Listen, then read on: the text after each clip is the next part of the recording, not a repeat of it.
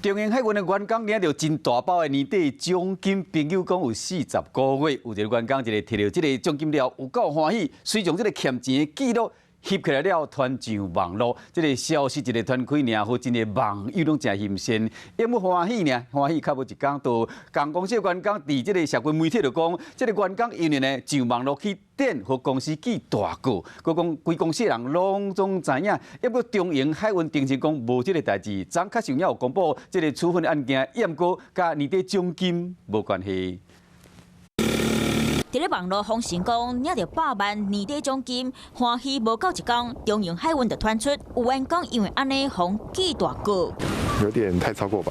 这种事情不是本来就是会公开出来的消息，那员工分享应该还好吧？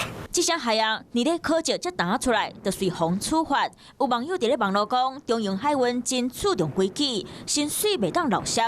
佮讲，这个爱封信的人互记大过，全公司的人拢互通知，领遮尔济，家己知影就好。消息公开了后，网友讨论甲热噗噗。不过中英海运嘛随发出声明讲，有员工伫咧网络公布年底奖金的相片，互公司记大过是无影的代志。虽然30号真正有公布处罚的案件，不过含年底奖金是无关系。希望社会大众莫误会。不过若是你摕到遮尔济奖金，敢会公开互大家知影？应该不会啊。怕很多人会要找我请客。我吗？我会啊，很爽啊！公司8点钟给我，怕有事干。